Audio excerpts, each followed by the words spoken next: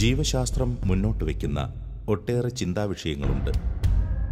മനുഷ്യജീവനും മനുഷ്യന്റെ സാമൂഹിക അന്തരീക്ഷവുമായി ബന്ധപ്പെട്ട് ശാസ്ത്രം ഇന്ന് നിർണായകമായ ഇടപെടലുകൾ നടത്തുന്നു. ഇത്തരം ശാസ്ത്രീയ നിരീക്ഷണങ്ങളും ഗവേഷണ മേഖലകളും അനന്തമായ ചർച്ചകൾക്കും ഒട്ടേറെ ചർച്ചാവേദികൾക്കും വഴിയൊരുക്കുന്നു. എണ്ണമറ്റ തിരിച്ചറിവുകളിലൂടെ ആധുനിക മനുഷ്യൻ മുന്നേറുകയാണ്.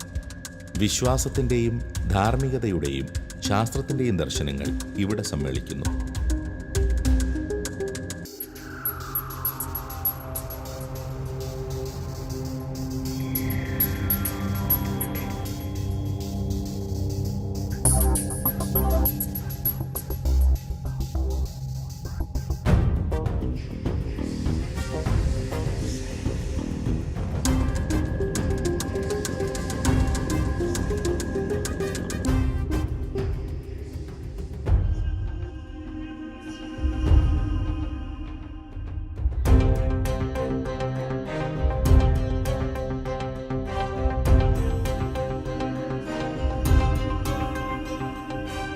ആധുനിക ശാസ്ത്രത്തിൻ്റെ മുന്നേറ്റങ്ങൾ എണ്ണമറ്റതും ആഴമേറിയതുമെങ്കിലും ഏറ്റവും സാധാരണക്കാരായവർ മുതൽ ചിന്താവിഷയമാക്കിയിട്ടുള്ള ശാസ്ത്രീയ നേട്ടങ്ങൾ ഏറെയില്ല.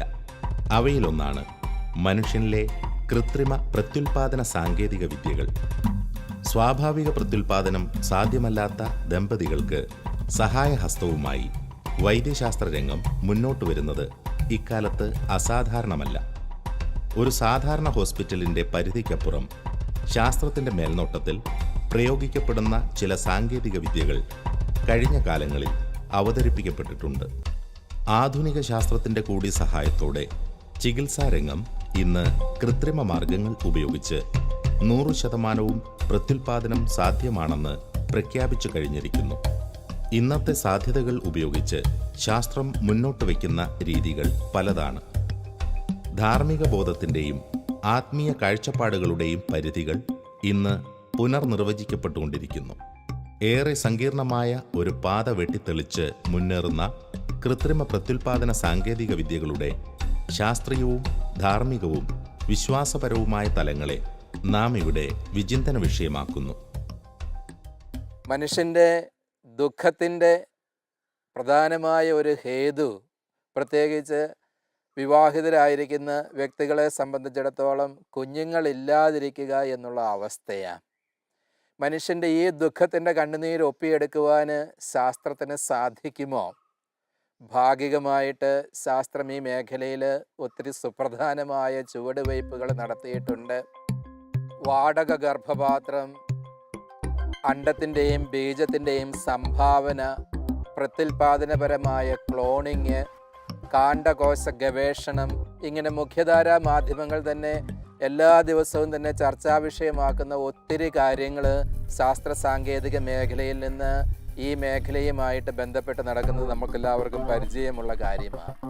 അതോടൊപ്പം തന്നെ നമ്മൾ ചിന്തിക്കേണ്ടതുണ്ട്, സാങ്കേതികമായി ഇവയൊക്കെ സാധ്യതമായതുകൊണ്ട് മനുഷ്യൻ്റെ നിലയെയും വിലയെയും സംരക്ഷിച്ചുകൊണ്ട് അവൻ്റെ അന്തസ്സിന് കാവലായി നിന്നുകൊണ്ട് തന്നെയാണോ ശാസ്ത്രം ഇത്തരത്തിലുള്ള സാങ്കേതിക വിദ്യകളെ പ്രയോജനപ്പെടുത്തുന്നത് എന്നതും ഒരുപോലെ ചിന്തനീയമായിട്ടുള്ള കാര്യമാണ്.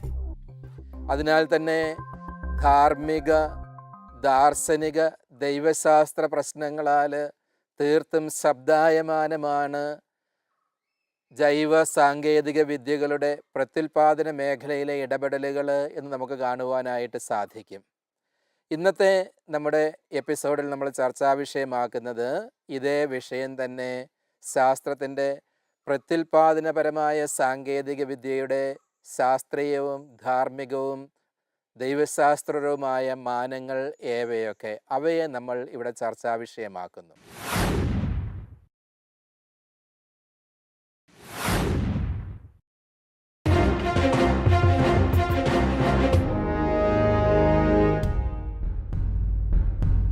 മുൻകാലങ്ങളെ അപേക്ഷിച്ച് വന്ധ്യത വ്യാപകമായ ഒരു കാലഘട്ടമാണിത്.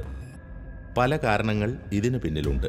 അതേസമയം മുൻകാലങ്ങളിൽ അപരിഹാര്യമായിരുന്ന ഈ പ്രതിസന്ധിയിൽ ആധുനിക ശാസ്ത്രം ക്രിയാത്മകമായി ഇടപെട്ടുകൊണ്ടിരിക്കുന്നു. സമീപകാലങ്ങളിൽ ചികിത്സാരംഗത്ത് സംഭവിച്ചിട്ടുള്ള വിപ്ലവകരമായ മാറ്റങ്ങൾ ഒരു പരിധിവരെ ആഗോള സമൂഹം ഇരു കൈകളും നീട്ടി സ്വീകരിച്ചു കഴിഞ്ഞിട്ടുണ്ട്. എന്നാൽ പ്രത്യുൽപാദന രംഗത്ത് ശാസ്ത്രത്തിൻ്റെ സഹായത്തോടെ നടക്കുന്ന കൃത്രിമമായ ഇടപെടലുകളുടെ വിവിധ വശങ്ങളെ സൂക്ഷ്മമായി നിരീക്ഷിച്ചുകൊണ്ട് കരുതലോടെയുള്ള നിലപാടുകളാണ് യുക്തം.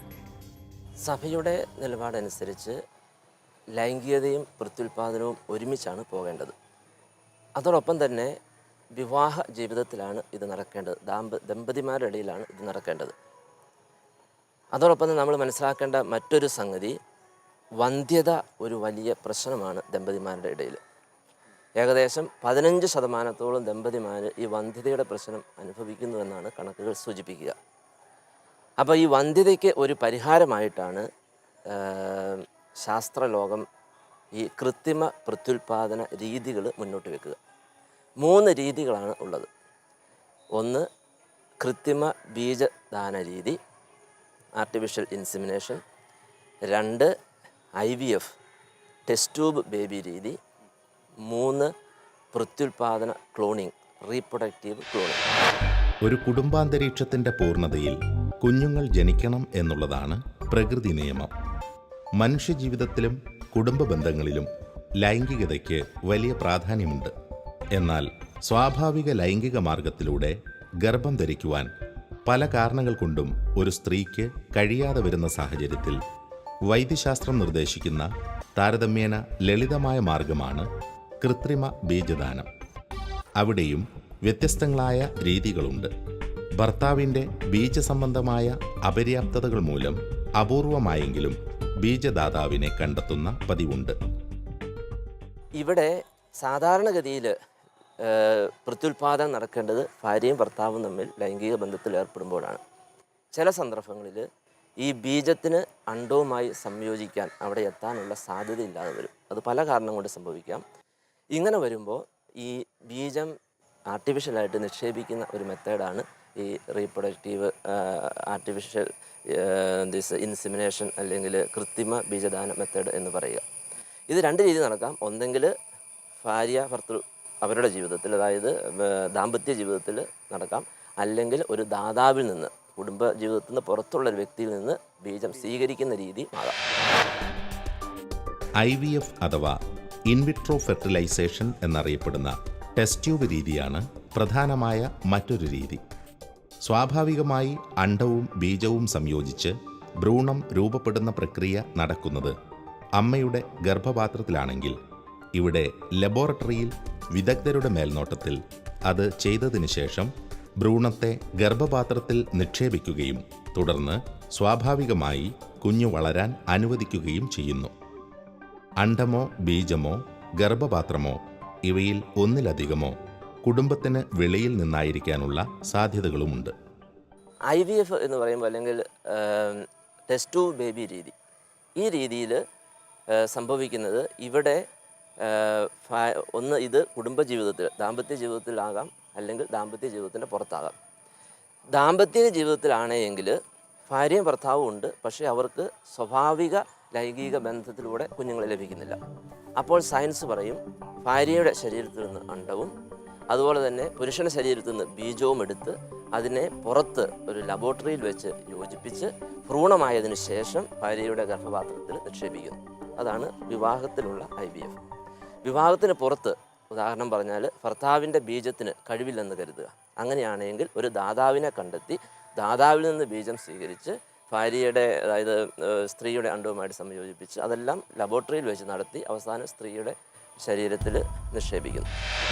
ഇന്നത്തെ ശാസ്ത്രലോകവും ആഗോള സമൂഹവും ഏറ്റവും ആകാംക്ഷയോടെ ഉറ്റുനോക്കുന്ന പ്രത്യുൽപാദന രംഗത്തെ ശാസ്ത്രീയ നേട്ടമാണ് cloning. Somatic cell nuclear transfer വഴി അണ്ഡത്തിലെ ന്യൂക്ലിയസിന് പകരം ഏതെങ്കിലും ജീവനുള്ള ഒരു കോശത്തിൻ്റെ ന്യൂക്ലിയസ് സ്ഥാപിച്ച് ഒരു ഭ്രൂണമാക്കി വളർത്തിയെടുക്കുകയാണ് ക്ലോണിങ്ങിൻ്റെ രീതി. മനുഷ്യനിൽ ക്ലോണിംഗ് നടന്നതായി ഇതുവരെയും റിപ്പോർട്ട് ചെയ്യപ്പെട്ടിട്ടില്ല എങ്കിലും ഭാവിയിലെ ഒരു സാധ്യതയായി ഇത് നിലനിൽക്കുന്നുണ്ട്. ഇനി മൂന്നാമത്തെ എന്ന് പറയുന്നത് പ്രത്യുൽപാദന ക്ലോണിംഗ് ആണ്. ഇവിടെ അതും കുടുംബജീവിതത്തിലാകാം, അല്ലെങ്കിൽ ദാമ്പത്യ ജീവിതത്തിലാകാം, ദാമ്പത്യ ജീവിതത്തിന് പുറത്താകാം. ദാമ്പത്യ ജീവിതത്തിലാണെങ്കിൽ ഭാര്യയുടെ ശരീരത്തിൽ നിന്ന് അണ്ടമെടുത്ത് ആ അണ്ടത്തിൻ്റെ ഉള്ളിലുള്ള ന്യൂക്ലിയസിനെ പുറന്തള്ളിയിട്ട് ഭർത്താവിൻ്റെ ശരീരത്തിലെ ഏതെങ്കിലും ഒരു കോശത്തിൽ നിന്ന് ന്യൂക്ലിയസ് എടുത്ത് ഈ അണ്ടത്തിൽ നിക്ഷേപിച്ച് ആ അണ്ടത്തിനെ അന്നേരം അത് ഭ്രൂണമായിട്ട് മാറും. ആ ഭ്രൂണത്തിനെ ഭാര്യയുടെ ഗർഭപാത്രത്തിൽ നിക്ഷേപിച്ച് അങ്ങനെ പ്രത്യുൽപാദനം നടത്തുന്നതാണ് ഈ റീപ്രൊഡക്റ്റീവ് ക്ലോണിംഗ് എന്ന് പറയാം.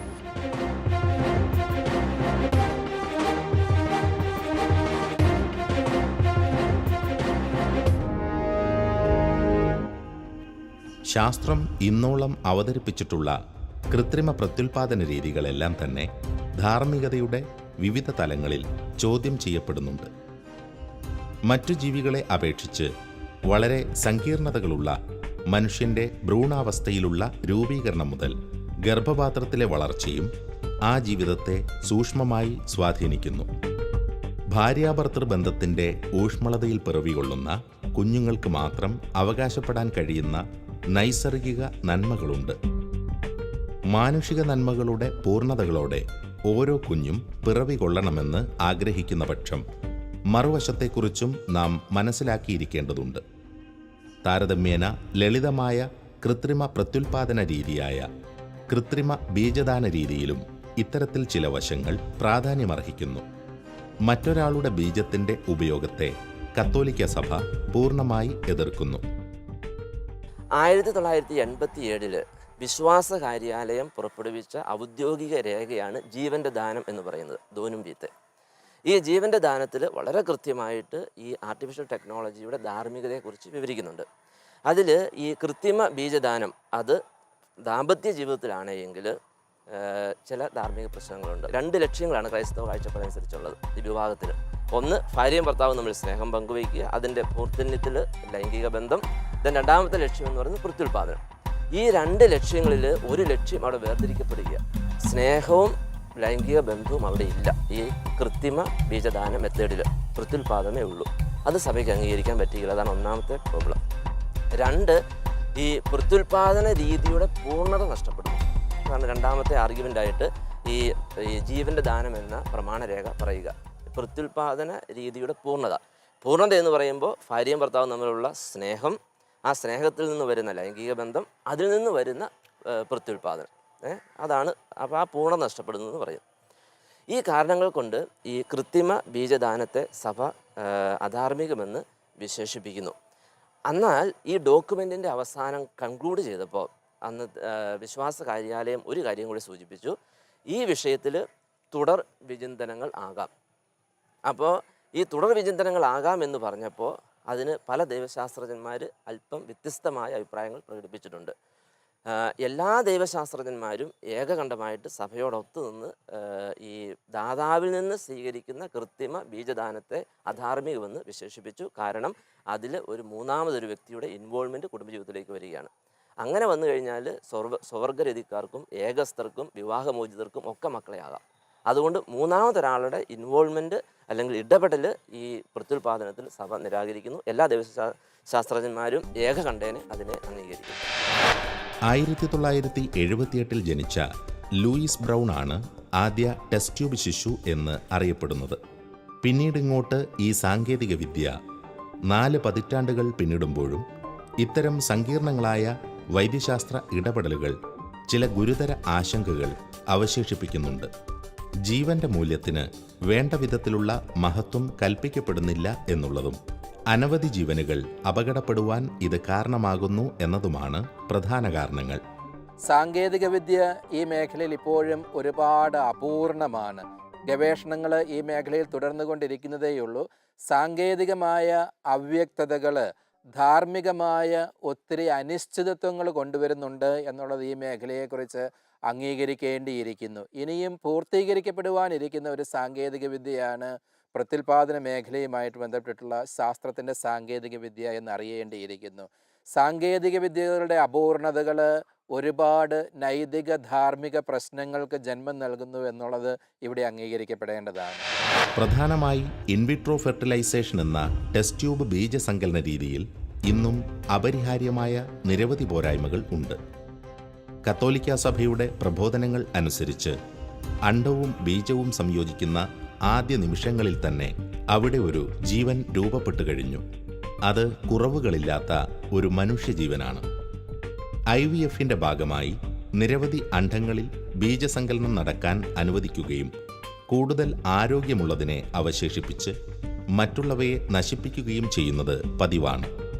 ജീവന്റെ മൂല്യത്തെ വിലമതിക്കുന്നവർക്ക് അത് അംഗീകരിക്കാനാവില്ല. ദമ്പതികൾക്ക് അങ്ങേയറ്റം പ്രിയപ്പെട്ടതാണ് ഒരു കുഞ്ഞിക്കാല് കാണുക എന്നുള്ളത്. അതിനുവേണ്ടി അവർ സ്വീകരിക്കുന്ന രീതിശാസ്ത്രങ്ങൾ ധാർമ്മികമായിട്ട് അഭികാമ്യമാണോ, ജീവന്റെ മൂല്യത്തിന് നിരക്കുന്നവയാണോ എന്നത് പരിശോധിക്കേണ്ടതുണ്ട് എന്നുള്ളതാണ്. അക്ഷരാർത്ഥത്തിൽ ഒന്നിലധികം ഭ്രൂണങ്ങളെ കൃത്രിമമായിട്ട് ലബോറട്ടറിയിലെ ടെസ്റ്റ് ട്യൂബിൽ ജനിപ്പിക്കുമ്പോൾ അതുവഴിയായിട്ട് ജീവന്റെ മൂല്യത്തിന് വലിയ ഒരു ഭീഷണി നേരിടുന്നതായിട്ട് പരമ്പരാഗതമായിട്ട് ദൈവശാസ്ത്രവും ധാർമ്മിക ചിന്തയും ഒക്കെ കണക്കാക്കി പോരുന്നുണ്ട്. ഇതാണ് ഈ മേഖലയിലെ വലിയ ഒരു വെല്ലുവിളി. യൂട്രസിൽ വെച്ച് നടക്കുന്ന ഫെർട്ടിലൈസേഷനിൽ എഗ്ഗ് റിലീസ് ചെയ്യുന്ന സമയം കണ്ടെത്തിക്കഴിഞ്ഞ് സ്ത്രീകൾക്ക് ഓവുലേഷന് മരുന്ന് കൊടുത്ത് ഒത്തിരി എഗ്ഗിനെയാണ് അറ്റ് എ ടൈമിൽ റിലീസ് ചെയ്യാനായിട്ട് മെഡിക്കൽ സയൻസ് തയ്യാറാവുന്നത്. അല്ലെങ്കിൽ ഒരു ഡോക്ടർ മരുന്ന് കൊടുക്കുന്ന സമയത്ത് എഗ്ഗ് റിലീസ് ചെയ്യണത് ഒരു എഗ്ഗല്ല, അതിൽ കൂടുതൽ എഗ്ഗാണ്. ഈ സമയത്ത് പുരുഷൻ്റെ സെമൻ ബീജം ഇഞ്ചക്ട് ചെയ്യുന്ന സമയത്ത് അല്ലെങ്കിൽ ഫെർട്ടിലൈസേഷൻ നടക്കുന്ന സമയത്ത് ഒരു എഗ്ഗിന് പകരം 10, 20, 30 എഗ്ഗ് ഫെർട്ടിലൈസ് ചെയ്യുകയും അതിൽ ഫെർട്ടിലൈസ് ചെയ്ത എഗ്ഗിൽ നിന്ന് 4, 5 എഗ്ഗ് ഗർഭപാത്രത്തിലേക്ക് നിക്ഷേപിക്കുകയാണ് ചെയ്യണത്. അപ്പോൾ അറിയണം, ബാക്കിയുള്ള ഫെർട്ടിലൈസ് ചെയ്ത അല്ലെങ്കിൽ ജീവനാവാൻ പോകുന്ന ആ ഭ്രൂണത്തിനെ -ഡിഗ്രിയിൽ സ്റ്റോർ ചെയ്യാണ്. ഇന്ന് കേരളത്തിലെ പല ആശുപത്രികളിലും വിറങ്ങലിച്ചിരിക്കുന്ന കോടിക്കണക്കിന് മക്കളുണ്ടെന്നുള്ളത് നമ്മൾ അറിയണം. ഈ പ്രോസസ്സിലൂടെ ഉണ്ടാക്കിയെടുത്ത കുഞ്ഞുങ്ങളെ പല ആശുപത്രിയിലെ റെഫ്രിജറേറ്ററിൽ സ്റ്റോർ ചെയ്ത് വെച്ചിരിക്കുകയാണ്. ആ കുഞ്ഞുങ്ങൾക്ക് ജീവനില്ലാതെ തണുത്ത് വിറങ്ങലിച്ചിരിക്കുകയാണ്. കുഞ്ഞായിട്ട് പരിണമിക്കുവാൻ പോകുന്നില്ലാത്ത സൃഷ്ടിക്കപ്പെട്ട ഭ്രൂണങ്ങളുടെ നില എന്തായിരിക്കും? അവയെ പലപ്പോഴും പരീക്ഷണങ്ങൾക്കൊക്കെ ആയിട്ട് കൈമാറുകയാണ് പതിവ് എന്ന് പറയുന്നത്. അതായത് ഒരു ജീവനെ ജനിപ്പിക്കുവാൻ വേണ്ടി അനേകം ജീവനുകൾക്ക് ജന്മം നൽകുകയും അവയൊക്കെ പിന്നീട് നശിപ്പിക്കപ്പെടാൻ ഇടയാകുകയും ചെയ്യുന്നുവെന്ന് പറയുന്നത് ജീവൻ്റെ മൂല്യത്തിന് നിരക്കുന്ന ഒരു നിലപാടാണോ എന്ന സംശയം ഇവിടെ ഉദിക്കുകയാണ്. IVF-ന്റെ ഭാഗമായി തന്നെ കൂടുതൽ ഗുരുതരമായ പ്രശ്നങ്ങളുള്ള മാതാപിതാക്കളുടെ കാര്യത്തിൽ വാടക ഗർഭപാത്രത്തെ ആശ്രയിക്കുന്ന രീതിയുമുണ്ട്. കുടുംബജീവിതത്തിൻ്റെ ലക്ഷ്യങ്ങൾക്കും സ്വാഭാവികതയ്ക്കും ഗർഭസ്ഥ ശിശുവിൻ്റെ നന്മയ്ക്കും വെല്ലുവിളി ഉയർത്തുന്നതാകയാൽ ഇതും മാതൃകാപരമല്ല. കുടുംബത്തിൻ്റെ ശുഭകരമായ ഭാവിയെയും സുരക്ഷിതത്വത്തെയും ദമ്പതികളുടെ സന്തോഷത്തെയും മാനിച്ചുകൊണ്ട് അപൂർവം ചില ധാർമ്മിക ചിന്തകർ ടെസ്റ്റ് ട്യൂബ് രീതിയെ അനുകൂലിക്കുന്നുണ്ടെങ്കിലും ഇന്നത്തെ സാഹചര്യത്തിലെ ദോഷഫലങ്ങളുടെ പശ്ചാത്തലത്തിൽ കത്തോലിക്കാ സഭയുടെ പ്രബോധനങ്ങൾ അനുസരിച്ച് വിശ്വാസവിരുദ്ധമാണ്. അതുപോലെ തന്നെ ഈ IVF-ൽ ഇപ്പം ഭാര്യയുടെ ഗർഭപാത്രം യോഗ്യമല്ല എങ്കിൽ വേറെ ഒരു വാടകയ്ക്ക് ഗർഭപാത്രം എടുക്കുന്ന രീതിയുണ്ട്. അങ്ങനെ വരുമ്പോൾ കുഴപ്പമെന്ന് ചോദിച്ചാൽ അവിടെ ഈ കുടുംബജീവിതത്തിൻ്റെ അനന്യത, അതായത് ഈ വിവാഹത്തിൻ്റെ ലക്ഷ്യം പൂർത്തീകരിക്കപ്പെടുന്നില്ല. പരസ്പരമുള്ള സ്നേഹം, കൂട്ടായ്മ, അതിലൂടെ ഉണ്ടാകുന്ന ലൈംഗിക ബന്ധം, അതിലൂടെ ഉണ്ടാകുന്ന പ്രത്യുൽപാദനം അതവിടെ തകർക്കപ്പെടുക. അപ്പോൾ ഈ കാരണങ്ങൾ കൊണ്ട് ഈ സഭ ഔദ്യോഗികമായിട്ട് തന്നെ ഈ ദാമ്പത്യ ജീവിതത്തിലുള്ള ഈ റീപ്രൊഡക്റ്റീവ് ടെക്നോളജിയെ നിരാകരിക്കുകയാണ് ചെയ്തിരിക്കുന്നത്. എന്ന് പറഞ്ഞാൽ അത് അധാർമികമെന്ന് സ്ഥാപിക്കുന്നു. ശാസ്ത്രത്തിൻ്റെ ഇതുവരെയുള്ള തിരിച്ചറിവുകളുടെയും അനുഭവങ്ങളുടെയും പശ്ചാത്തലത്തിൽ ക്ലോണിംഗ് മനുഷ്യനിൽ ഹിതകരമല്ല. മിക്കവാറും എല്ലാ രാജ്യങ്ങളും മനുഷ്യനിൽ ക്ലോണിംഗ് നടത്തുന്നതിനെ നിയമമൂലം നിരോധിച്ചിരിക്കുന്നു. പരീക്ഷണങ്ങൾ പോലും അനവധി ജീവനുകൾ നഷ്ടപ്പെടുവാൻ കാരണമായേക്കാം. മാത്രമല്ല, ഇന്നോളം ക്ലോണിംഗ് സംബന്ധമായ പരീക്ഷണങ്ങളിലൂടെ സൃഷ്ടിക്കപ്പെട്ട ജീവികൾക്കെല്ലാം ആയുസ് വളരെ കുറവായിരുന്നു. മനുഷ്യനിൽ ഇത്തരമൊരു പരീക്ഷണത്തിന് തുനിഞ്ഞാൽ അത് ധാർമ്മികമായ മറ്റു പല വെല്ലുവിളികളും ഉയർത്തിയേക്കാം. പ്രത്യുൽപാദന ക്ലോണിങ്ങിൽ ഉള്ള പ്രശ്നം എന്തെന്ന് ചോദിച്ചാൽ ഇവിടെ വിവാഹ ജീവിതത്തിൻ്റെ ലക്ഷ്യങ്ങൾ പാടെ നിരാകരിക്കപ്പെടുന്നു. ഭാര്യാഭർത്തൃ സ്നേഹബന്ധം, ലൈംഗികത, സന്താനോൽപാദനം, ആ ലക്ഷ്യം പാടെ നിരാകരിക്കപ്പെടുന്നു. അതാണ് ഇതിൻ്റെ ഏറ്റവും വലിയ പ്രശ്നം. രണ്ടാമത്, ഇങ്ങനെ ക്ലോണിങ് വഴി സൃഷ്ടിക്കപ്പെടുന്ന ഒരു കുഞ്ഞ് ഒരു വസ്തുവായിട്ടാണ് കാണപ്പെടുന്നത്. അതായത് ഒരു ഒബ്ജക്റ്റായിട്ട് കാണപ്പെടുക. അതായത് പ്രത്യുൽപാദന രീതിക്ക് പകരം ഇതിനെ സൃഷ്ടിച്ചെടുക്കുക. നമ്മൾ മറ്റ് ഉപകരണങ്ങൾ സൃഷ്ടിക്കുന്ന പോലെ ഒരു കുഞ്ഞിൻ്റെ ഒരു അണ്ടത്തിൽ നിന്ന് ന്യൂക്ലിയസ് മാറ്റി ഒരു പുരുഷൻ്റെ ന്യൂക്ലിയസ് വേറൊരു സെല്ലിൽ നിന്ന് ന്യൂക്ലിയസ് വെച്ച് ഒരു മനുഷ്യനെ നമ്മൾ സൃഷ്ടിച്ചെടുക്കുകയാണ്. ഇവിടെ മനുഷ്യൻ ഒരു ഓബ്ജക്റ്റാണ്. ദെൻ മൂന്നാമത് നമ്മൾ ദൈവത്തിൻ്റെ സ്ഥാനം ഏറ്റെടുക്കുക ചെയ്യുമ്പോൾ, ദൈവമാണ് സൃഷ്ടികർമ്മം നടത്തേണ്ടത്, പക്ഷേ ദൈവത്തിൻ്റെ സ്ഥാനം ഏറ്റെടുക്കുക. നാലാമത്തെ ഒരു വലിയ പ്രശ്നം, ഇവിടെ നമ്മൾ പകർപ്പുകളെയാണ് സൃഷ്ടിക്കുന്നത്. ഇങ്ങനെയുള്ള പല കാരണങ്ങൾ കൊണ്ട് ഈ റീപ്രൊഡക്റ്റീവ് ക്ലോണിങ്ങിനെ സഭ അധാർമികമായിട്ട് വിലയിരുത്തുന്നു. സഭ മാത്രം സഭയിലുള്ള മോറൽ തിയോളജിയൻസ് എല്ലാവരും ഏകസ്വരത്തിൽ തന്നെ ഈ പ്രത്യുൽപാദന ക്ലോണിങ് അധാർമികമെന്ന് വിലയിരുത്തുന്നു. കൃത്രിമ പ്രത്യുൽപാദന സാങ്കേതിക വിദ്യകളെക്കുറിച്ചുള്ള ശരിയായ അവബോധം ഇന്നത്തെ സമൂഹത്തിന് ഇല്ല എന്നതാണ് വാസ്തവം. ടെസ്റ്റ് ട്യൂബ് രീതി പൊതുവെ വലിയൊരു ശാസ്ത്രീയ നേട്ടം എന്ന നിലയിൽ അവതരിപ്പിക്കുകയും അതിൻ്റെ ധാർമ്മിക വശങ്ങളെക്കുറിച്ചുള്ള ചിന്തകൾ കൂടാതെ പൊതുസമൂഹം അതിനെ സ്വീകരിക്കുകയും ചെയ്യുന്നു. ചില ഗൗരവമുള്ള സാഹചര്യങ്ങളുടെ സമ്മർദ്ദങ്ങൾ കൊണ്ടായാലും കൃത്രിമ പ്രത്യുൽപാദന മാർഗങ്ങൾ അവലംബിക്കാൻ തയ്യാറാകുന്ന ദമ്പതികൾ അവസാന തീരുമാനമെടുക്കുന്നതിന് മുമ്പ് അതിൻ്റെ യാഥാർത്ഥ്യങ്ങൾ കൂടി മനസ്സിലാക്കിയിരിക്കേണ്ടത് ആവശ്യമാണ്. കൃത്രിമ ബീജദാനത്തോടും അതുപോലെ തന്നെ ടെസ്റ്റ് ട്യൂബ് ബേബി രീതിയോടും വളരെ അനുകൂലമായ ഒരു നിലപാടാണ് ഈ സിവിൽ സൊസൈറ്റിയിൽ കണ്ടുവരുന്നത്. അതിൻ്റെ കാരണം എനിക്ക് തോന്നുന്നത്, ഒരു കുടുംബജീവിതം നയിക്കുന്ന ഒരാൾക്ക് മക്കളില്ലാത്തൊരവസ്ഥ എന്ന് പറയുന്നത് ഒരു വലിയൊരു ദുഃഖമാണ് അവർക്ക്. അവരതിനു വേണ്ടി എന്ത് ത്യാഗവും, ഏത് പള്ളിയിൽ പോകാനും പ്രാർത്ഥിക്കാനും അവർ സന്നദ്ധമാണ്. മക്കളില്ലാത്തൊരവസ്ഥ നമുക്ക് പറയാം, ദൈവശാസ്ത്രപരമായിട്ട് മക്കൾ ദൈവത്തിൻ്റെ ദാനമാണ്. പക്ഷേ ഈ അനുഭവിക്കുന്ന വ്യക്തിയെ സംബന്ധിച്ചിടത്തോളം ആ ദൈവത്തിൻ്റെ ദാനം ദൈവം നൽകിയിരിക്കുന്ന ടെക്നോളജി ഉപയോഗിച്ച് നേടിയെടുക്കാനുള്ള ഒരു ത്വരയുണ്ട്. അവൻ്റെ മനസാക്ഷി പലപ്പോഴും അതിനെ യേശു പറയുന്നു. അതുകൊണ്ട് പലരും ഇത് ഒരു സഭ ഇങ്ങനെ പഠിപ്പിക്കുന്നുണ്ടെങ്കിലും അത് ഒരു നോർമലായിട്ട് ഒരു സാധാരണ ഒരു സയൻറ്റിഫിക് മെത്തേഡായിട്ട് അതിനെ അംഗീകരിക്കുന്ന ഒരു പ്രവണതയാണ് ഞാൻ കണ്ടുവരുന്നത്.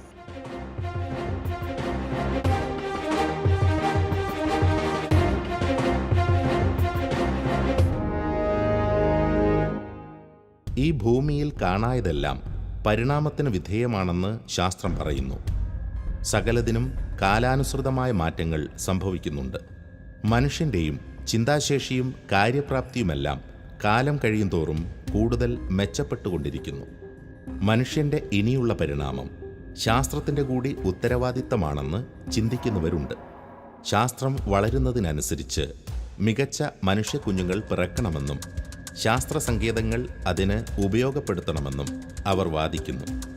വളരെ വർഷങ്ങൾക്ക് മുമ്പ് മുതൽ ചർച്ച ചെയ്യപ്പെടുന്ന ഒരാശയമാണ് ഇത്. 19-ാം നൂറ്റാണ്ടിൽ ഈ ആശയം യൂജനിസം എന്ന് വിളിക്കപ്പെട്ടു തുടങ്ങി. കൃത്രിമ പ്രത്യുൽപാദന മാർഗങ്ങളെ ഇത്തരമൊരു ലക്ഷ്യത്തിനായി ഉപയോഗിക്കുന്നെങ്കിൽ അതിൻ്റെ പിന്നിലെ ധാർമ്മിക പ്രശ്നങ്ങളെയും നാം തിരിച്ചറിയേണ്ടതുണ്ട്.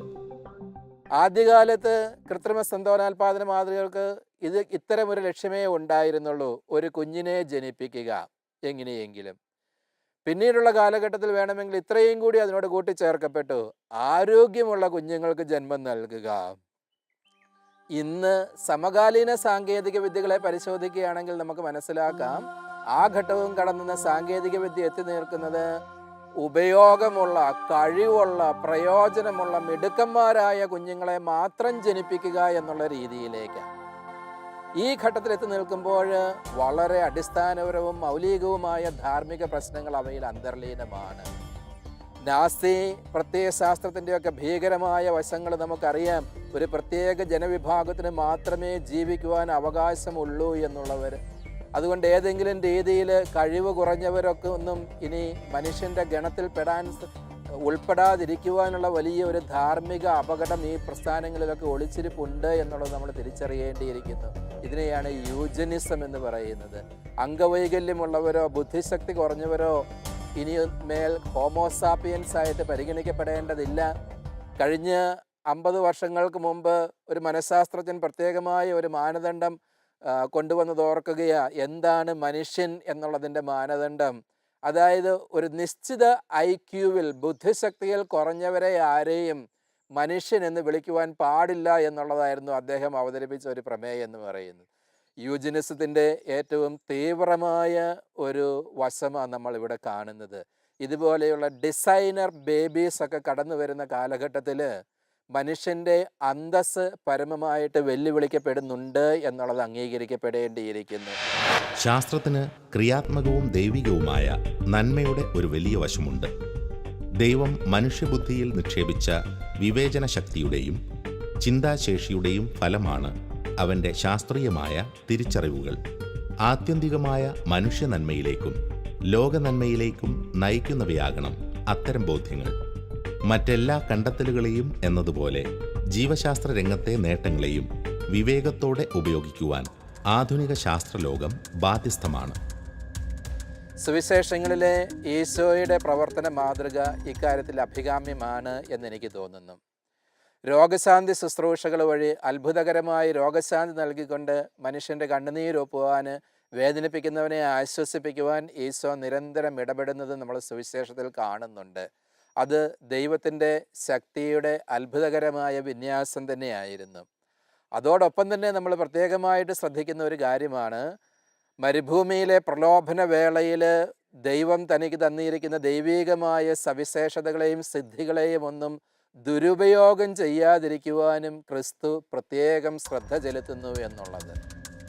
ഇതിനെ നമ്മൾ സാങ്കേതിക വിദ്യയിലേക്ക് ഈ സമീപനത്തെ ഉപയോഗിക്കുകയാണ് എങ്കിൽ സാങ്കേതികമായിട്ട് അഭികാമ്യമായിട്ടുള്ളതെല്ലാം, സാങ്കേതികമായിട്ട് സാധ്യമായിട്ടുള്ളതെല്ലാം ധാർമ്മികമായിട്ടും ദൈവശാസ്ത്രപരമായിട്ടും അഭികാമ്യമായിട്ടുള്ളവയല്ല എന്നുള്ള നിഗമനത്തിലേക്ക് നമ്മളെ കൊണ്ടുചെന്നെത്തിക്കുകയാണ്.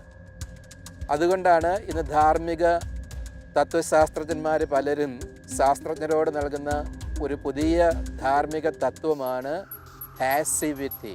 അതായത് ഒരു സംഗതി ധാർമ്മികമായിട്ട് അഭികാമ്യമല്ല എങ്കിൽ അതിനോട് സാങ്കേതികമായിട്ട് അത് സാധ്യമാണെങ്കിൽ പോലും നിരപേക്ഷത പുലർത്തേണ്ടത്, അത് ചെയ്യാതിരിക്കേണ്ടത് മനുഷ്യൻ്റെ അന്തസ്സിൻ്റെയൊക്കെ സംരക്ഷണത്തിന് ആവശ്യമായിട്ടുള്ളൊരു തത്വമാണ് എന്നുള്ളതാണ് ഈ പുതിയ ധാർമ്മിക തത്വം നമ്മളെ പഠിപ്പിക്കുന്നത്. കുഞ്ഞുങ്ങളില്ലാതെ വേദനിക്കുന്ന ഒരു വലിയ വിഭാഗം മനുഷ്യർക്ക് സാന്ത്വനമാവുക എന്ന വലിയ ദൗത്യവുമായാണ് കൃത്രിമ പ്രത്യുൽപാദന രംഗത്ത് അനവധി വിദഗ്ധർ ഇന്ന് പ്രവർത്തന നിരതരായിരിക്കുന്നത്. ശാസ്ത്രീയവും ധാർമ്മികവും വിശ്വാസപരവുമായ അതിൻ്റെ മാനങ്ങളെക്കുറിച്ച് വേണ്ടത്ര ബോധ്യമില്ലാതെ സാധാരണക്കാർ പലപ്പോഴും അതിനെ സമീപിക്കുകയും ചെയ്യുന്നു. എന്നാൽ വേണ്ടത്ര വിവേകത്തോടെ ശരിയായി വസ്തുതകൾ മനസ്സിലാക്കിക്കൊണ്ട് ഇത്തരം കാര്യങ്ങളെ സമീപിക്കുക നമ്മുടെ ഉത്തരവാദിത്തമാണ്. ജീവശാസ്ത്ര രംഗത്തെ നൂതനമായ തിരിച്ചറിവുകളിലൂടെയുള്ള നമ്മുടെ യാത്ര തുടരുന്നു.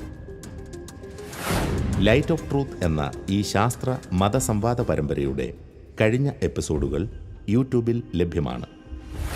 ഈ ഡോക്യുമെൻ്ററി പരമ്പരയെക്കുറിച്ചുള്ള നിങ്ങളുടെ വിലയേറിയ അഭിപ്രായങ്ങളും നിർദ്ദേശങ്ങളും വാട്സപ്പ് വഴി ഞങ്ങളെ അറിയിക്കാവുന്നതാണ്.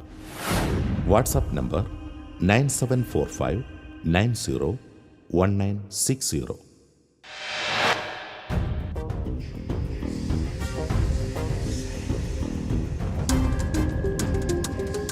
ഒരു കോശത്തിന് മറ്റുള്ള അവയവങ്ങളായി മാറാനും മറ്റുള്ള ഓർഗൻസ് ഉണ്ടാവുന്നത് പോലെ പൂർണ്ണമായിട്ടൊരു വ്യക്തിയെ തന്നെ രൂപം പ്രാപിക്കാൻ കഴിവ് ഉണ്ടാകുക, അതിനാണ് ടോട്ടിപ്പൊട്ടൻസ്. എംബ്രിയോണിക് സ്റ്റെം സെൽസ് എന്ന് പറഞ്ഞാൽ ദാറ്റ് ഈസ് ടോട്ടിപ്പൊട്ടൻറ്റ്.